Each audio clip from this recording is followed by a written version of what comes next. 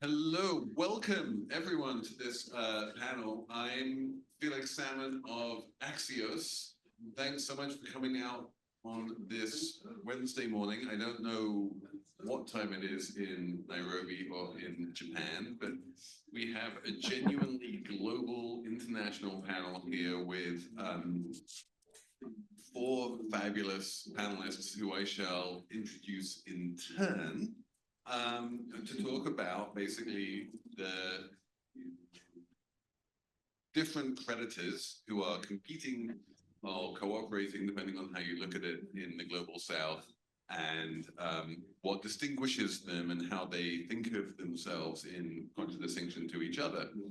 So this, of course, is very much in the wheelhouse of Mr. Brad Hugs, who runs AidData. So this, of course, is very much in the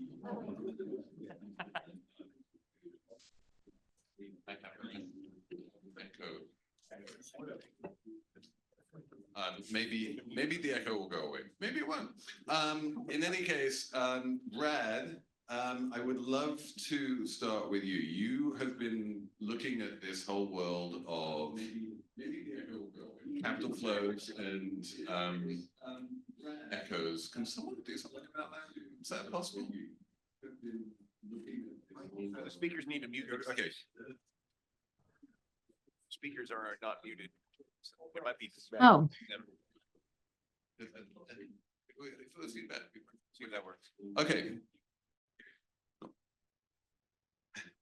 Brad, why don't you start with your microphone and see if your microphone is better than mine, and I'll start by asking you very briefly, just to sort of set the scene for us here and explain who are the how does China in particular differ from all of the other creditors in the global south, and do you think that is, or how has it differed historically, and do you think that is changing now? Great. Well, I guess what I would say is I see some sources of continuity, and those sources of continuity are also sources of competitive advantage for China. At the same time, I think there are major changes underway in their portfolio. So maybe I'll just kind of give a quick overview of what I see as the sources of continuity and the sources of change. So with respect to continuity, I think China's major competitive advantages are scale, speed, and near-term economic impact. So with respect to scale, China is now the single largest official source of credit to the developing world. And for the last 15 or 20 years, if you wanted to bankroll a big ticket infrastructure project in a low income or middle income country that was going to cost hundreds of millions or even billions of dollars, China has, during that period, it was essentially the lender of first resort. In our own data, what we see is that there are 1,400 infrastructure projects that have secured loans worth at least $100 million each from China. 1,400 projects, 750 projects that have secured loans that are worth $250 million or more.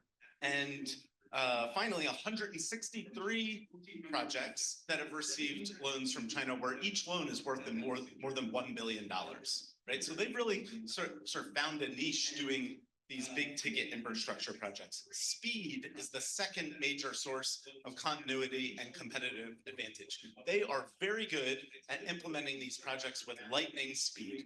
To be precise, on average, they implement these projects in 2.8 years. If you benchmark that against the MDBs, typical MDB project, a similar project would take 5 to 10 years to implement. And then finally, the best available statistical evidence that we have at our disposal shows that these projects deliver near-term economic benefits. So if you're a host country and you borrow from China for one of these big ticket infrastructure projects, what can you reasonably expect to see in terms of an economic growth dividend? The best modeling out there suggests just one project, one loan finance project, will deliver a 0.95 percentage point increase in national economic growth, almost a full percentage point of additional economic growth from one of these projects, right? So, and those benefits accrue within 24 months of the loan being approved. So they're near-term impacts. So, you know, if you are a governing elite in a low-income and middle-income country, this is a very compelling and clear value proposition. So that's continuity. With respect to how it's evolving from the perspective of borrowers and recipients in low-income countries, I'll just tick through the very quickly what has changed. One, there's a pivot underway from policy bank lending to lending via state-owned commercial banks and state-owned enterprises. Number two, there's a transition from bilateral lending to syndicated lending.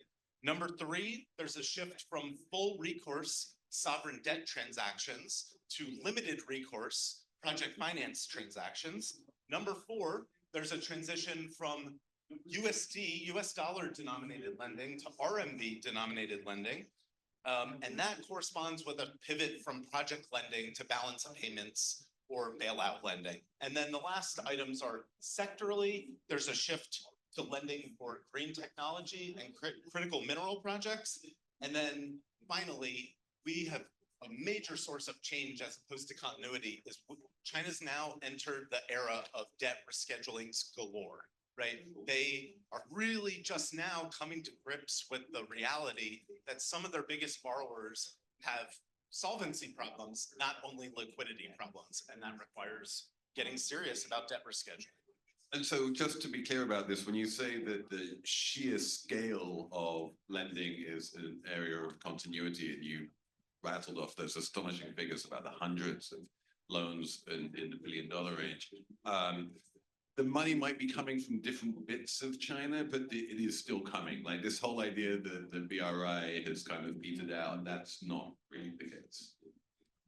Yeah, that's exactly right. I mean, whereas 15 years ago, the big ticket loans were being approved by China Exim Bank and China Development Bank, today you're getting balance of payment support from the central bank, from PBOC. You're also seeing syndicates composed of the big four state-owned commercial banks that are banding together to fund, you know, 100 projects that require loans, you know, with 9-digit or 10-digit values.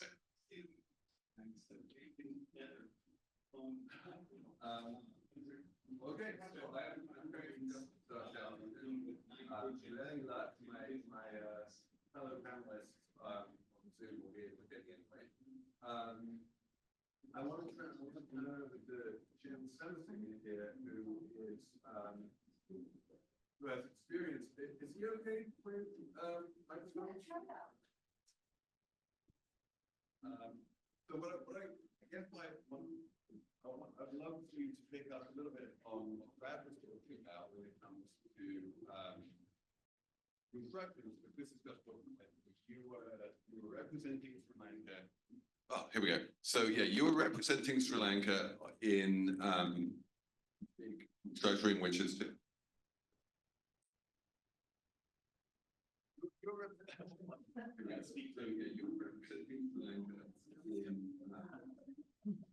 it's brilliant. I talk even when I don't want to. So yeah, you were representing Sri Lanka in the big restructuring, which has recently ended. The big creditors there were not just China, but also India and France, Japan to some degree. We're going to come to Japan in a minute.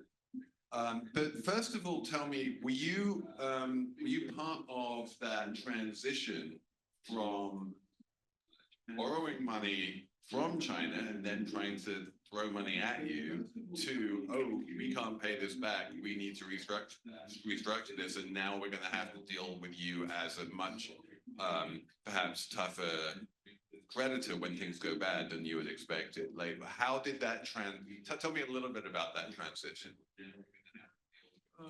It's an interesting question. I don't know how directly I can answer you. But however, Sri Lanka's debt restructuring was one of the success stories in the recent past. One, it was mainly because we were a country outside the common framework. And unlike Ghana or Zambia, where they were within the common framework of the IMF. And secondly, I think we managed to set an example to the rest of the world. If you are really keen in getting your debt sorted out as early as possible, there is a way out. So it was the commitment of the government of Sri Lanka, and then the transparency we extended. We were very transparent. We wanted to ensure this entire process runs smoothly, and we want to be transparent. And then the challenge was on the principle of comparability. That is how equally all are going to share burden.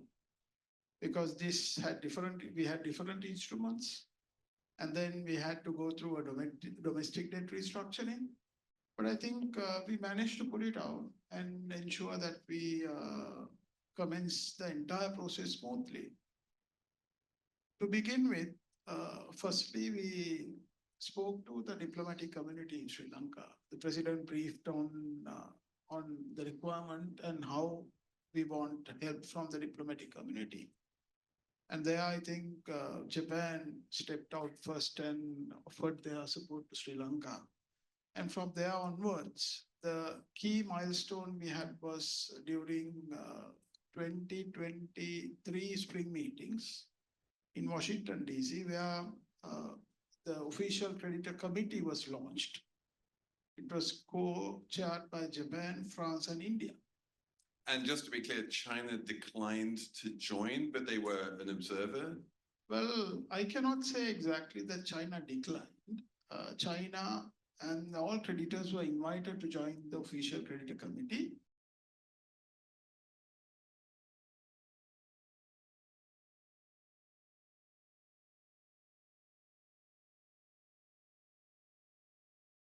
Don't worry, guys, we're not being hacked.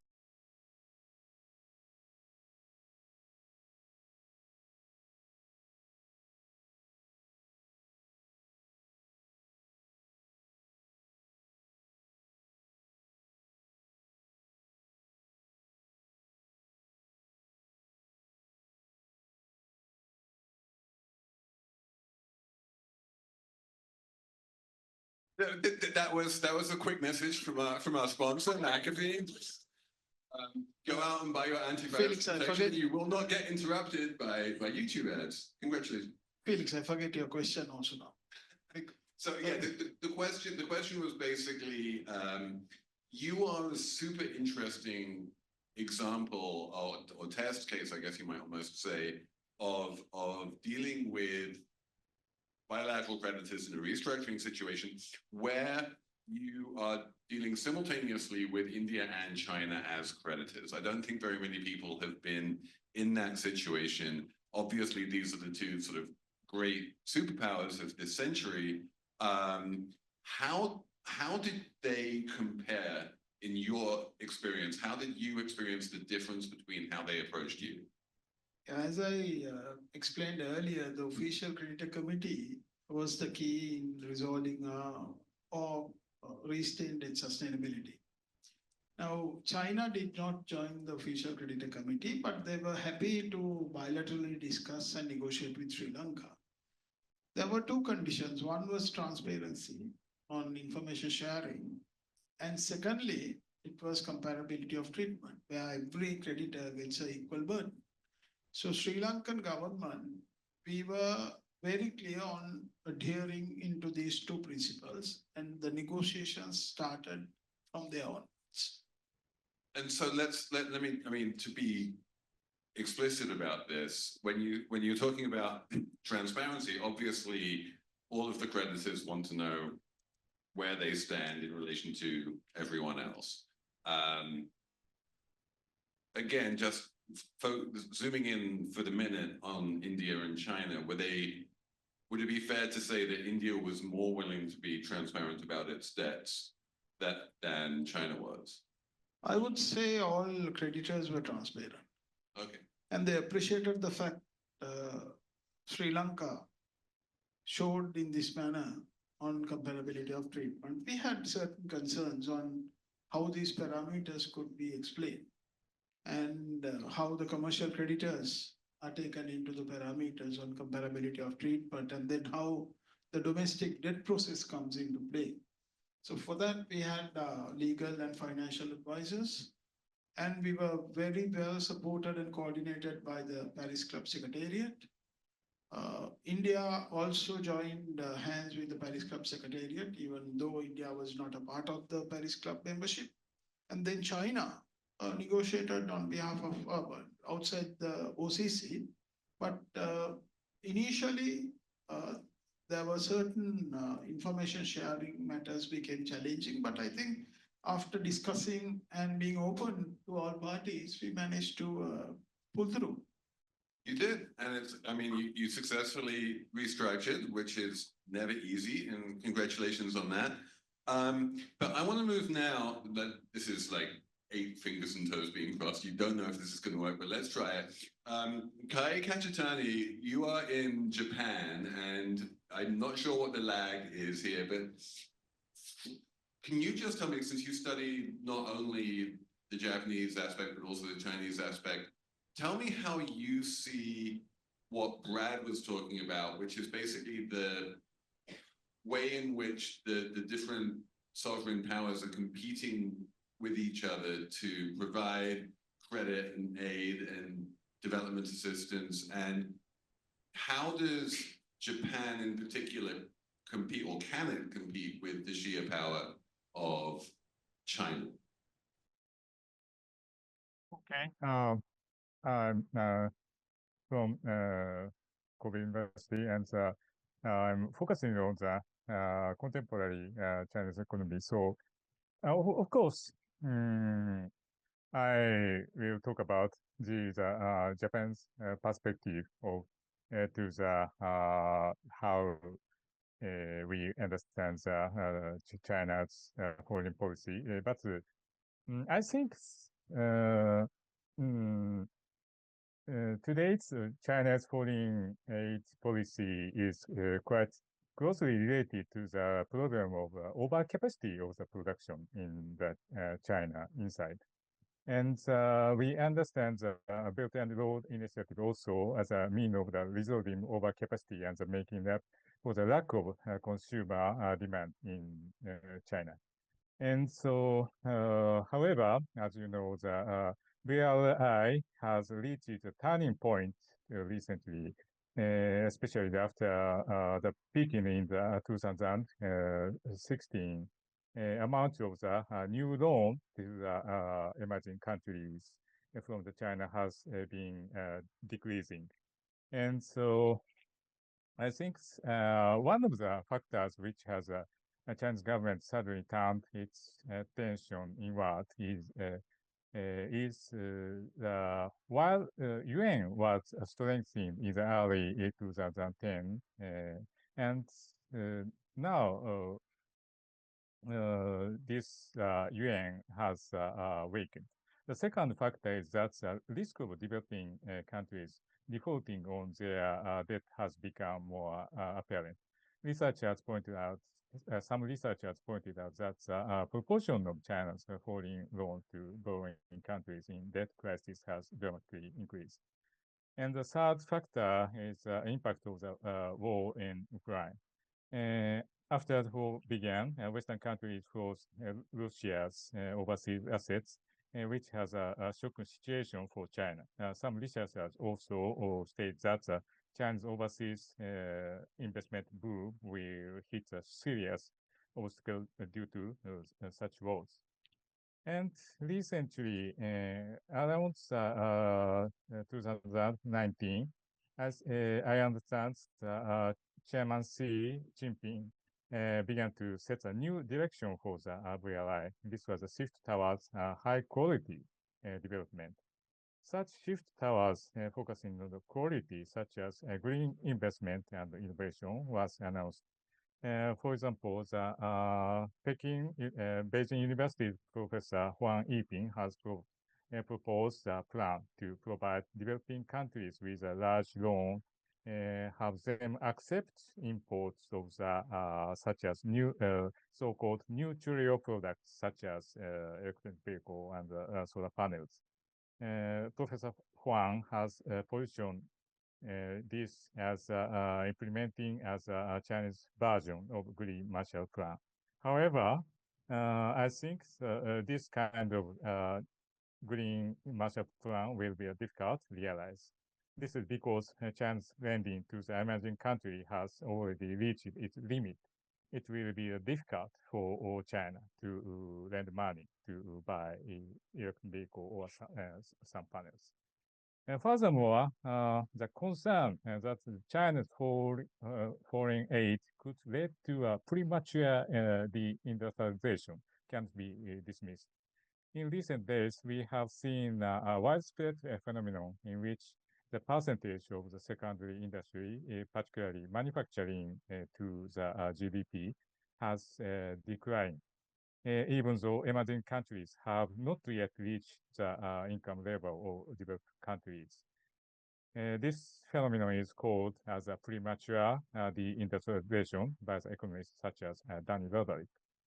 In particular, African countries receiving concentrating funding from China and resource-rich countries prone to the premature deindustrializations. And finally, I would like to discuss Japan's role in such a situation. Japan, as you know, Japan has traditionally been deeply committed to the providing financial assistance for infrastructure projects to the especially Asian countries. However, in recent years, the ratio of Japan's foreign aid to its GDP has fallen significantly.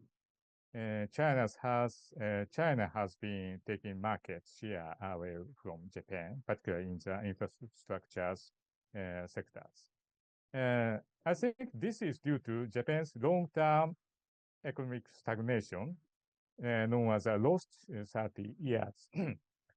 And the rise, also the rise in public opinion against ODA is very important factors. Ironically, the large amount of ODA provided to the China was the most heavily criticized. This criticized inside Japan was a direct aid to the emerging country other than China. But however, as I have mentioned, China's active foreign aid, as represented by the VLI, has reached a major turning point now. In this context, I think that Japan needs to shape public opinion to support and understand the economic development emerging countries from the financial perspective, so the ODA and the aid from Asian development banks. That's all. Thank you. That's really fascinating, and I think is the absolutely perfect segue to move to Alice Albright, who you have been in leadership positions in various bits of the US government and US aid constellations for many years. And I think what Kai was talking about there is fascinating to me, is this idea that if you represent rich democracy on some level, you will maybe start finding it increasingly difficult to compete against China and possibly even India, as we're beginning to see in the case of places like Sri Lanka, who can make these decisions much more kind of well, I guess less democratically, and there's never been a huge amount of democratic support for this kind of thing. So if we're looking at the if we're looking at this whole question from the point of view of a country in the global south that's looking to sort of, on some level, play countries off against each other and see who they can get the best terms from, what is the chance that those terms are going to be coming from the US or Japan or anyone other than China, given that China doesn't have that kind of accountability that seems to be a problem not only in Japan but also in the US? Well, it's a great question. Let me back up and thank you all for inviting me. And I'm coming to you from Nairobi. I've been here for a couple of days with a big gathering hosted by the African Development Bank talking about agriculture financing. So I appreciate letting me zoom in from here. And I think that, you know, I often read the reports from Aid Data. You guys do a super job at dissecting and synthesizing just a huge amount of information around all this. Let me answer your question maybe a bit more generically in terms of the experience that we've had at MCC. And of course, I left MCC in January with the change of administration. It's, you know, the current landscape is hard to actually discern where it's actually going in the US, given all the changes. But let me talk a little bit more generically about my work at MCC. So we were always very aware of the trade-offs that countries that we work with, were facing in terms of different types of financing for, on the one hand, infrastructure projects that they wanted to undertake versus, on the other hand, what I'll call more social projects. And the very, very aware of the trade-offs. And so what would be those trade-offs? One would be grants versus loans. MCC was entirely a grant maker. But we were always very aware of the cost of financing that would come from, you know, other sources of capital, whether or not it's China or the private markets, that really were much more costly.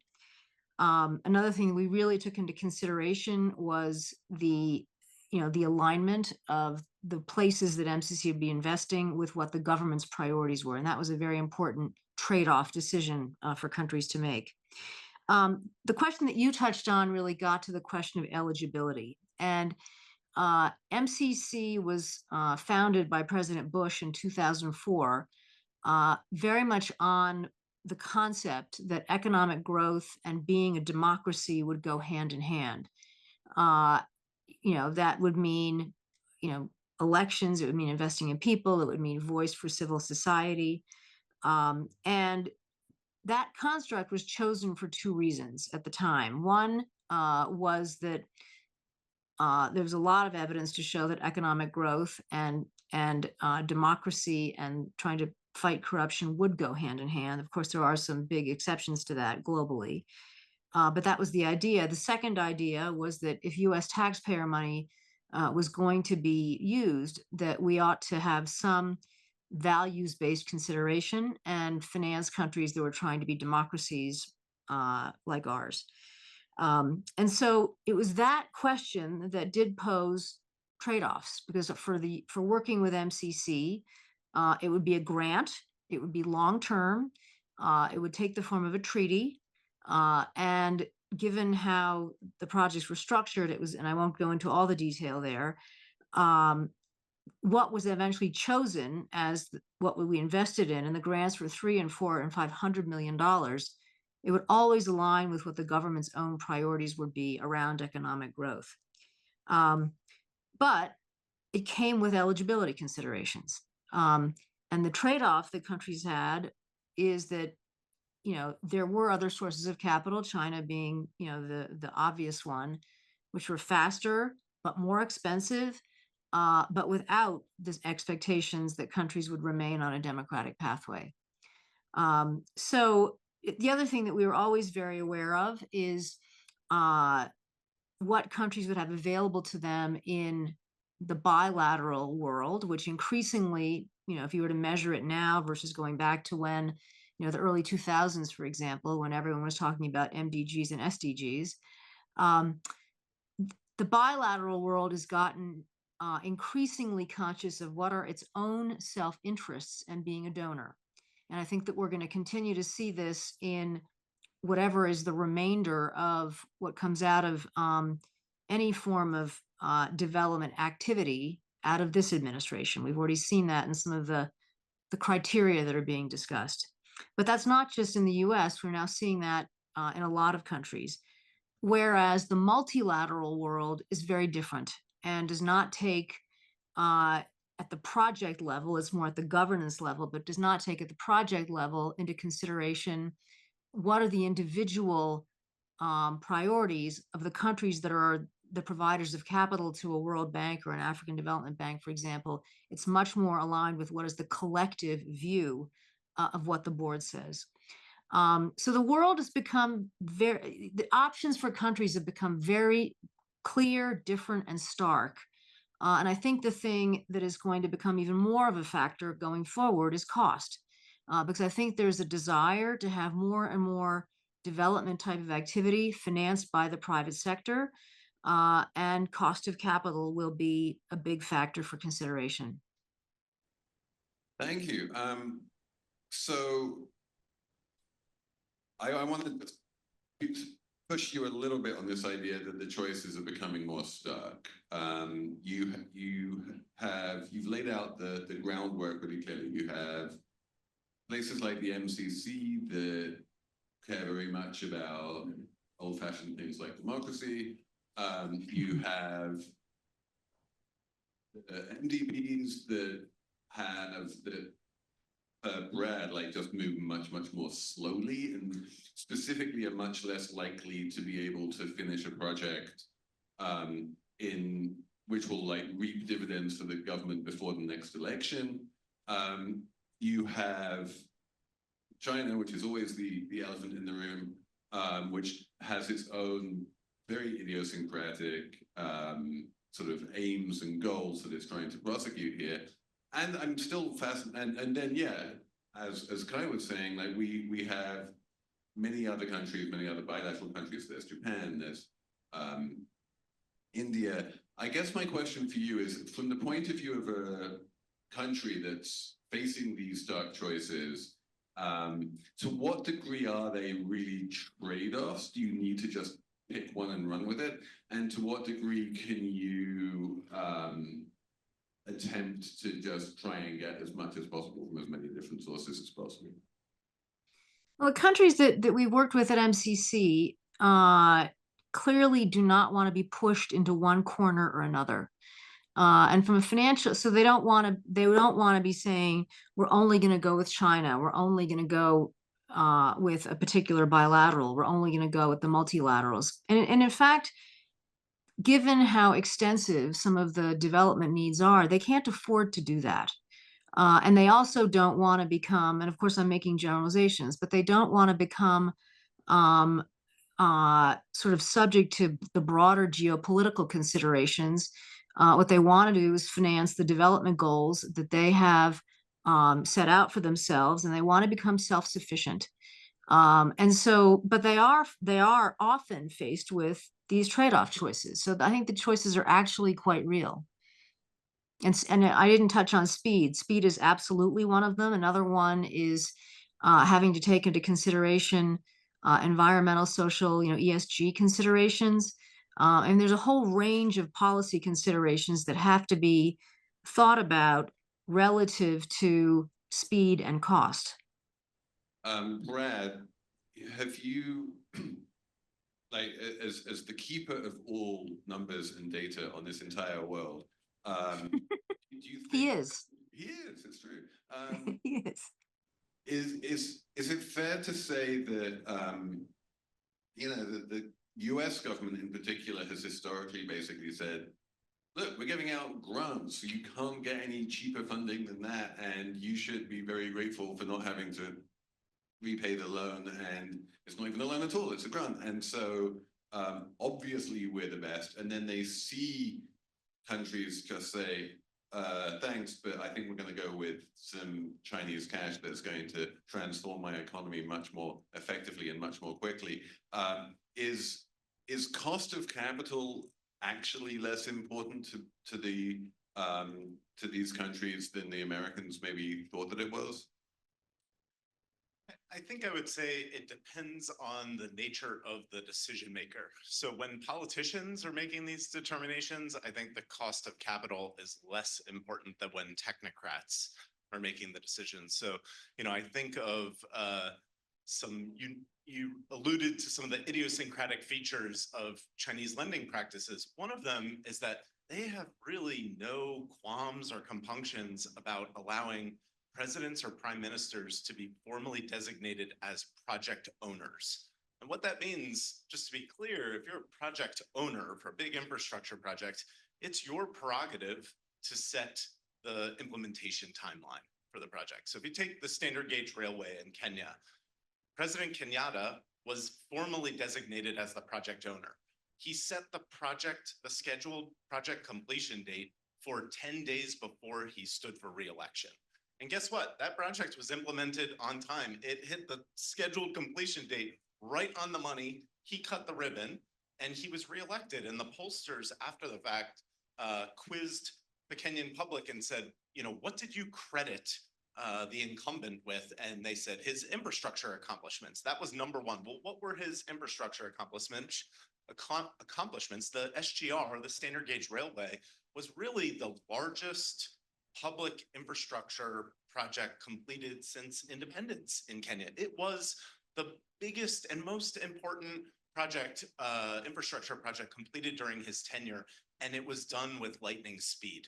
It was pricey, right? It was sort of a like semi-concessional credit. So they took two loans. One was a concessional loan and the other one was commercial. It was LIBOR plus maybe 300 or 350 basis points, right? And so a technocrat might look at that and say, well, you know, if we had negotiated with Japan or India or PFC or some other entity, we might have gotten this on more favorable terms. But because President Kenyatta was personally invested in the timing of the outcome of the project, I think speed, the ability to implement with alacrity trumped the cost of capital. Everyone here is much smarter than I am, so we should have some questions. Are there any questions on the Zoom? Yes, we have one question on the Zoom that I could start off with, and then we could switch to in person.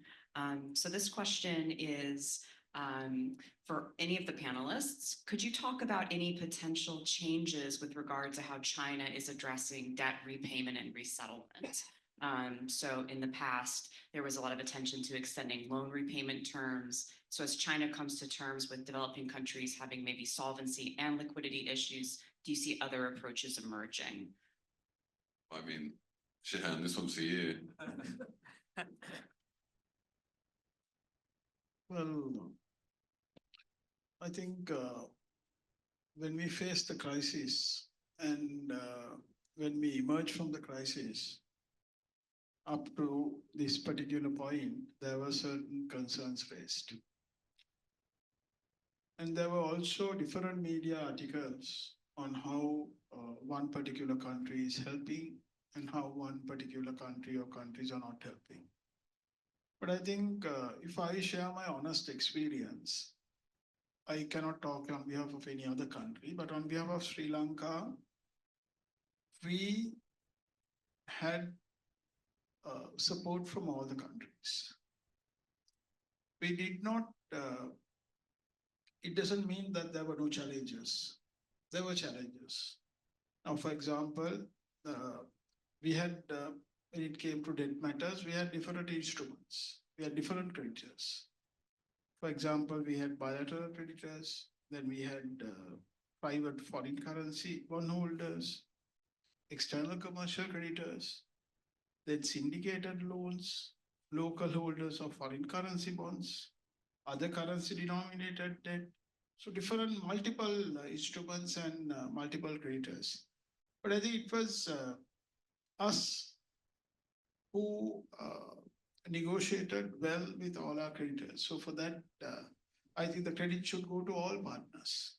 So Well, I I mean, cannot, obviously the credit goes to you, right? yeah. You single-handed Yes. did the whole thing. But I think, I mean, in our case, everybody supported us. I cannot say, as I said earlier, one created trouble and the other mattered to support us.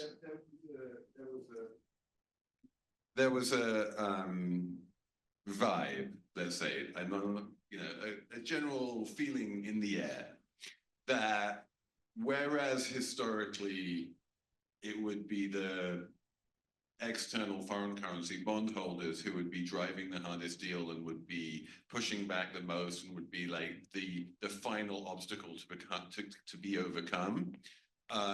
That role, they have become a little bit easier to deal with these days, and that role of being like the toughest negotiator and the final obstacle to overcome is now increasingly China.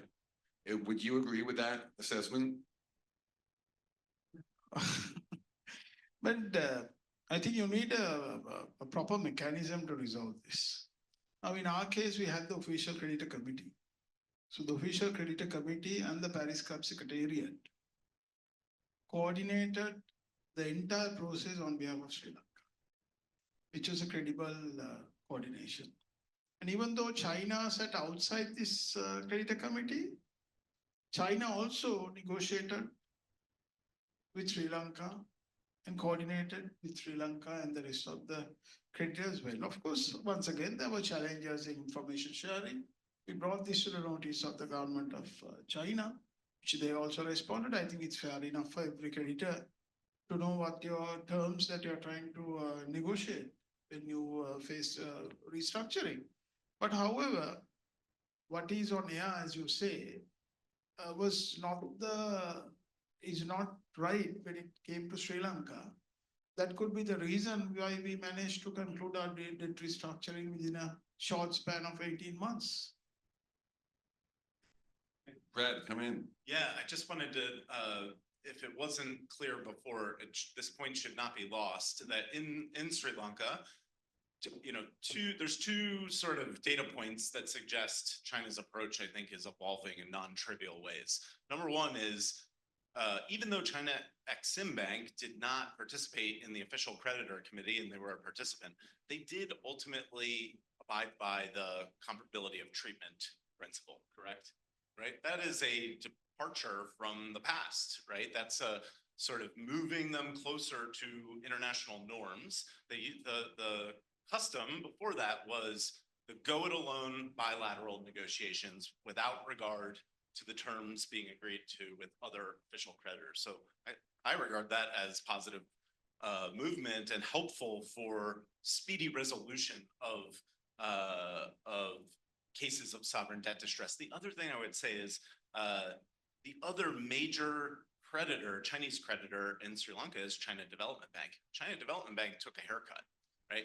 They have traditionally, it was a modest haircut, but they took one nonetheless. And there aren't that many historical precedents to point to with CDB taking haircuts in the context of a sovereign debt rescheduling. So these are baby steps, but I still think it's movement in the right direction. And in the absence of those things, I would venture a guess that it would have taken more than 18 months to land the plane. Yeah, Brad, that's right. Now, comparability of treatment was the key in our case. Because how long did it take you to get the Chinese to agree to comparability of treatment? Well, once again, if I say, I think we did not see challenges in that because with all creditors, we negotiated simultaneously. The only advantage we had was with regards to the Paris Club, where the Secretariat was coordinating.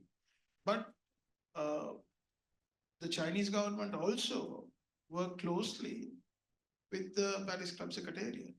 So we did not have challenges in that, even though there were challenges in information sharing earlier, but then we managed to resolve that. So the basis of a successful negotiation, I would say, was comparability of treatment, where every creditor shares equal burden and nobody gets an advantage over one. So we, as a government, emphasized the fact right from the beginning, the principle of comparability of treatment will be adhered and then will be transparent. And also, in addition, after the crisis, we went through a comprehensive reform agenda with the EFF program of the IMF. This comprehensive reform program was also painful on people because I think we were going through a reform program to this extent after many years. But however, we showed results in numbers. Nobody could challenge them. The reforms were introduced. In the past, what has happened is we always face the vicious cycle where the economic, we face economic, the economy crashes. We go to the IMF, we negotiate a program. This is the 17th time we are going in for negotiations. And then after about 1 or 2 years, when the economy stabilizes, we tend to move away from the program. But this time, we ensure we will continue and complete the 17th IMF program, and I hope, and it's been shown by the new administration also, their willingness to continue with the program, even though they were quite vocal about this program before. Do we have any questions here in the room? There's one right here in the front row, there's one just behind. Hi, thanks. I'm Sailor Meow. I work for 8Data. My question is, how do individual countries better negotiate with countries like China, right? Which are separated from Paris Club. I mean, Sri Lanka, China wasn't involved in Sri Lanka's OCC, but in a country like Zambia, China was in OCC along with France being the chairs. So it seems to be differences, but it seems like the results are somewhat similar. In the sense that there are strategic and more long-term debt reschedulings. So what gives, basically? Is it media attention that the host government is trying to get? Or is it just the strength of government? Or is it the amount of debt that the country is owing to China? Or whether some kind of negotiation tactics of the host government with the Chinese? Thanks. Brad, you want to take that? I can jump in with one quick thought, but others may want to pile in here. I mean, I think that the level of outstanding debt exposure to China matters. So in Zambia's case, there was the China Exim Bank took a very substantial haircut, much more so than what you saw in Sri Lanka. But there's a difference between Zambia and Sri Lanka. You may know the statistics better than I, but I think upwards of 80% of bilateral debt in Zambia was owed to China. And I think in Sri Lanka, it was less than 50, right? So they had a material interest. I mean, there were eligibility reasons why Zambia had China in the OCC, because they were IDA eligible, low income country, therefore it was sort of part of the common framework. Sri Lanka, middle income country, but was kind of automatically, definitionally not part of the common framework, correct? But yeah, I think that the different equities that you have that any creditor has across different borrower countries probably influences the depth of the engagement and the willingness to make major concessions. You very early on in the process engaged Lazard as advisors on this deal, and this is not their first rodeo. What was when you had your initial meetings with Lazard, what was their advice about this subject? Yeah, we had Lazard and Clifford Chance as our advisors throughout the process. But I think the point you brought out was important. But at the same time, I think it is important to study on how Sri Lanka recovered and attained its sustainability, or how we have restrained our economy. The reason why I say that is, I mean, if you see, people talk of multiple thoughts. But we are a country who has shown positive results, and we have dealt with all countries. And we have resolved those concerns what was raised. I think more importantly, what would be important, is to have coordination among creditors. Coordination among creditors is very important. Let's have oh wait, Alice, do you want to come in on this one? No, I was just agreeing about the coordination point. Um, tell me a little bit about the US role in terms of coordination. I mean, obviously the French have historically taken the lead at the Paris Club. And the United States, as you say, has been moving more towards grants and away from loans, and so it has less of a role as a creditor. So where does the US, what kind of levers and what kind of role can the US play in a restructuring scenario? Well, I think in terms of if there was official types of debt like what the ministers talked about, that probably would be handled by Treasury and not so much by. I mean, as you know, the way that the U.S. government sort of aid architecture works, there was USAID, and then there are the very sort of case-specific agencies. There's the DFC, which works with the private sector. There's MCC, which is more of a grant mechanism that is more of a government-to-government organization. There's the Peace Corps, there's USTDA and Exim Bank, both of which are more trade oriented and export oriented agencies. But as a whole, all of them are focused in one way or another on recovery and economic growth and trade. And I think the point that you've made, Minister, about coupling, it's not just about a debt restructuring, but coupling that with economic growth and reform is absolutely vital. So the bilateral parts of the U.S. government's economic architecture think that those, the IMFs of the world play a vital role in helping to drive recovery efforts. But then the U.S. has its own role to play in terms of what the different agencies do. I know our agency is very focused on economic growth, and we've got a very sort of fine-tuned way of investing our money, MCC's money, in generating economic growth. So it's all, I think, big picture, I'd say it's all quite complementary. We have a question at the back. Yes, good morning, thank you. Katie Jo Youngkins with U.S. Department of State. Thanks for opening this up to USG. My portfolio within the Bureau of East Asian and Pacific Affairs is the Mekong subregion and ASEAN. So I might not specifically have a question, but more just how people are thinking now with the gap from what's happened with USAID and the State Department is with grants and cooperative agreements being terminated, how we're thinking about not allowing the infrastructure that we've created through decades to crumble. And I think one thing our team is struggling with is how to communicate the work that we've done in the Indo-Pacific with the private sector. And so I don't know if anyone in the room or if you have any ideas of how do we fill that gap, or has anyone looked at this as an opportunity of making sure that what we have done for years or decades through our grants and cooperative agreements, interagency agreements, getting the word out there in a way. So maybe that's just something. So you're saying there's like a vacuum that needs to be filled?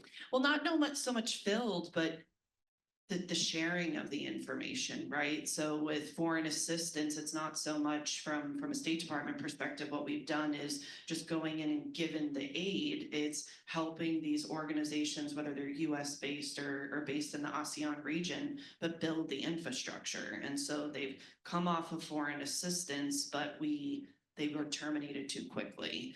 So that's just something that we've seen is we're sitting here with tens of millions of dollars in terms of the funding that we could have given, but now either someone to come in, and I just don't know, I'm not aware of any information sharing platform or how we're going about it, or if anyone's thinking about it. So I just feel I'd be remiss if I didn't ask the people in the room or let you know that there is a need, and we see that there is an opportunity to try and get that information out there. And there are people in the state who will be happy to share that information.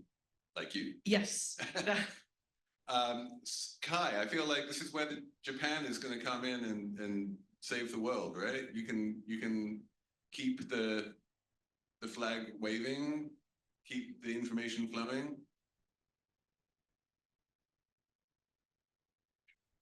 maybe not. I mean, obviously, we this is the sort of elephant in the room. There's been a massive change in the balance of power when it comes to flows and aid. Brad, who do you think is going to come in and fill that gap? I don't think it's going to be filled in the near term. I mean, I think we're going to witness the consequences of a major shock, and then you know, different players will respond you know, to those consequences. There might be some sort of a bounce back, but I don't really see one outsized actor, China or otherwise, swooping in and filling the gap. I mean, this is not a US specific challenge. You know, in Europe, we have UK, France, and Germany all signaling with varying levels of specificity that their increased defense expenditure is likely going to come at the expense of their aid and development finance commitments. So I think we're going to see, for a sustained period of time, a major reduction in the sort of total development finance envelope. It's anyone's guess. You know, I think in the medium term, if you project out a few years, who kind of steps up in different areas. I think this is naturally going to lead to some consolidation, you know, in specific sectors, and actors specializing in ways that they were not before, right? A lot of the big development finance institutions were very diversified across a large number of countries and sectors. And I think with more resource scarcity, it's going to you know, require difficult decisions to be engaged here, but not here. And the coordination function there would be what, the World Bank? Traditionally, it has been the OECD DAC or the UN. You mean across major donors and creditors? Right. Yeah, although even that is very much thrown into question because there's a whole range of creditors and donors with significant heft and equities that don't really participate in the OECD DAC. So I think we're ripe for a correction in terms of the coordination and information sharing mechanisms. We are at a major inflection point. We have one last question in the room, which is going to be right here. Hi. Mic coming to you. Helen Santiago Fink, my colleague in the back. I want to pick up on the question in terms of, besides or beyond cost of capital and democratic values, and particularly given this gap that my colleague identified, where does sustainability and ESG principles stand? Do we regress, or are the creditors and the borrowers still interested in moving the agenda in the trajectory in the right direction? Alice, who still cares about sustainability these days? I think it's a varied picture. I think that the multilateral, I don't think it's all of a sudden we did care and all of a sudden nobody cares. I think that's, much too simplistic an assessment of the situation. If one was to generalize, I think you'll see the multilateral world continuing to have ESG standards be an important part of their eligibility and design processes. I was just reviewing the EU's program and looking at their requirements. They're still very concerned about some of the sustainability questions. So I think I think you've got to go sort of donor by donor, and what world are you talking about? Are you talking about the multilateral world or the bilateral world? Within the bilateral world, I think it's going to be different, different donors will care about it to different extents. I also think that the word sustainability is now taking on many different meanings, and it used to be that it was very much about the environment. Now it's really about what people are calling continuity, and how can activities continue to be financed in a sustainable way, which includes in part environmental considerations, but it's got other considerations too. So I think it's difficult to make a single generalization about this point.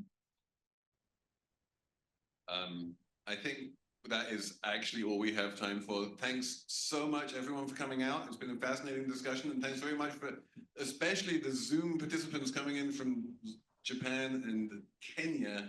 Very impressive. And many thanks here as well to the Minister and to Brad. This has been fantastic. Thank you so much. Thank you all. Great discussion. Thanks for inviting me. Thank you very much.